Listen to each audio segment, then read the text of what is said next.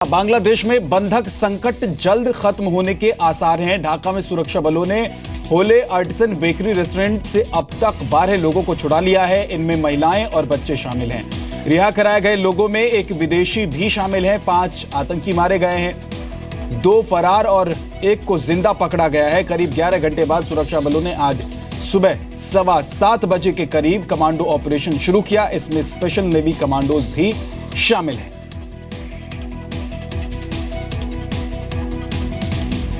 तो करीब 11 घंटे के बाद अब आसार ऐसे नजर आ रहे हैं कि ये बंधक संकट जल्द खत्म हो जाएगा। 12 बंधकों को छुड़ा लिया गया है। कुल 20 बंधक होने की बात कही जा रही है।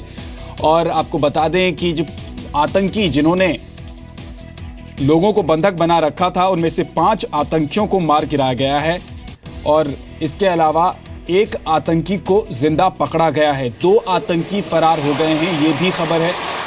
सुरक्षा बलों ने 12 जिन लोगों को छुड़ाया है उनमें विदेशी लोग भी शामिल हैं।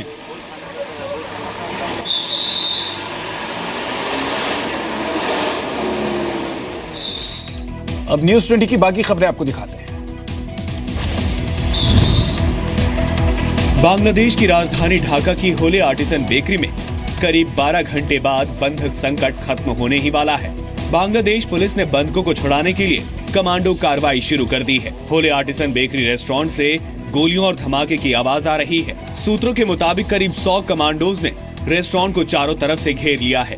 मौके पर मौजूद एम्बुलेंस से आजाद कराए गए बंधकों को अस्पताल ले जाया गया है। कमांडो ऑपरेशन में रैपिड एक्शन बटालियन और नेवी कमांडोज शामिल हैं। आज सुबह कमांडो कार्रवाई की तैयारी के लिए बख्तरबंद गाड़ियां भी तैनात की गयी। लोकल मीडिया के मुताबिक बांग्लादेश आर्मी चीफ भी मौके पर मौजूद हैं।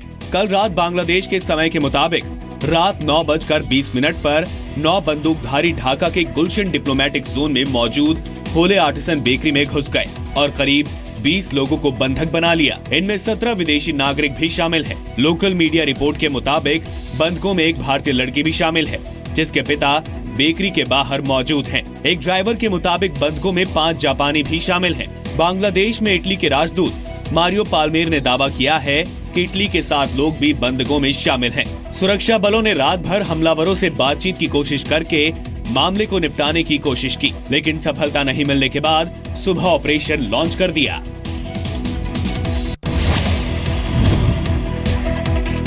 ढाका में भारतीय उच्चायोग के सभी अधिकारी और कर्मचारी सुरक्षित हैं। उच्चायोग पूरे हालात पर लगातार नजर बनाए हुए है। इस बीच ढाका में हमले के बाद भारत समेत दुनिया भर में सुरक्षा एजेंसियां अलर्ट पर हैं। कोलकाता में हाई अलर्ट जारी कर दिया गया है। कोलकाता में बांग्लादेश के डिप्टी हाई कमीशन के दफ्तर की सुरक्षा बढ़ा दी गई है। अहम ठिकानों पर कड़ी सुरक्षा बरती जा रही है। गुलशन एरिया में हुई ढाका के जो वहाँ का पावर और वेल्थ सेंटर है, हर प्रकार की सिक्योरिटी मौजूद है।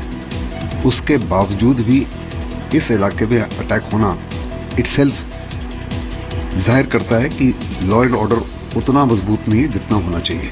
हाल ही में दुनिया के कई देशों की राजधानियों में ISIS के हमले को देखते हुए सुरक्षा एजेंसियां हाई अलर्ट पर हैं। अमेरिकी राष्ट्रपति बराक ओबामा ने हमले की पूरी जानकारी ली है और खुद भी हर अपडेट पर नजर बनाए हुए हैं। बांग्लादेश में एक और हिंदू पुजारी की हत्या हुई है।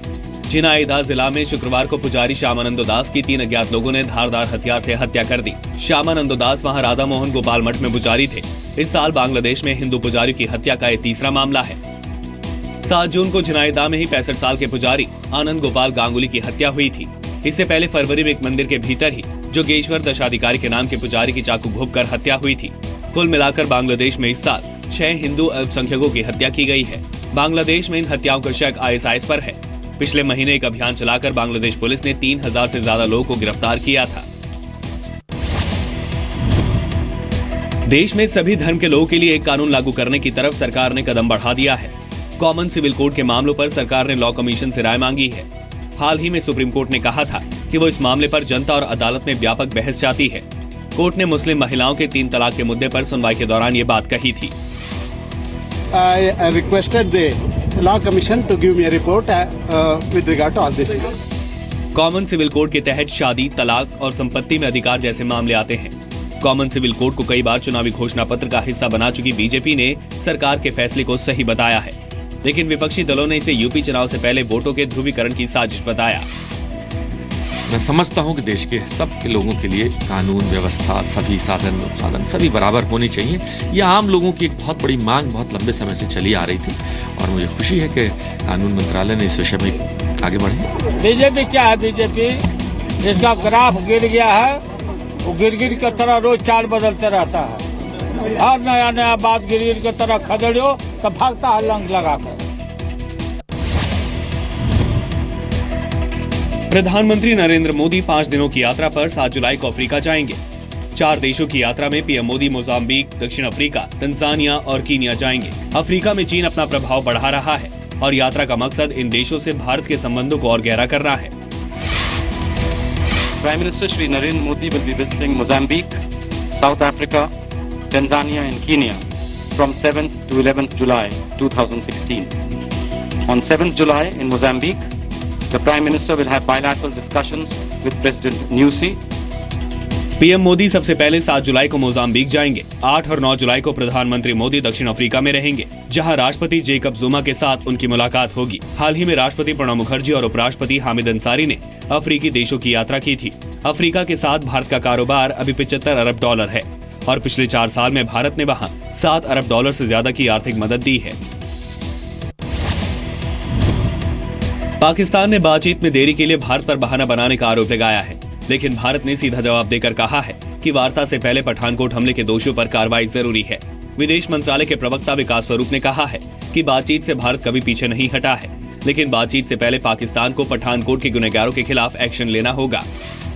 After an incident like Pathankot, it is a natural and legitimate expectation of both the government and the people of India that there should be concrete action from the Pakistani side, which has not denied the involvement of its nationals in the Pathankot attack.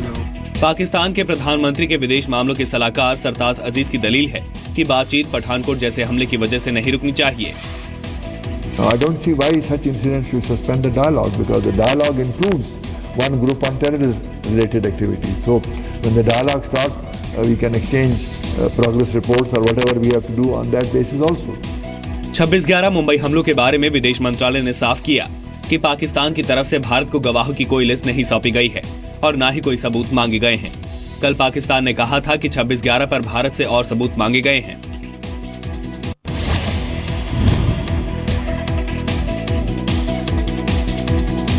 Amarnath यात्रियों का पहला जत्था आज बाबा बर्फानी के दर्शन के लिए base camp से रवाना हो गया। यात्रा के दौरान आतंकी साजिश की आशंका के बीच केंद्रीय गृह मंत्री राजनाथ सिंह भी आज बाबा बर्फानी के दर्शन करेंगे। शुक्रवार को श्रीनगर में राजनाथ सिंह ने अमरनाथ यात्रा से जुड़ी सुरक्षा पर उच्च स्तरीय बैठक की।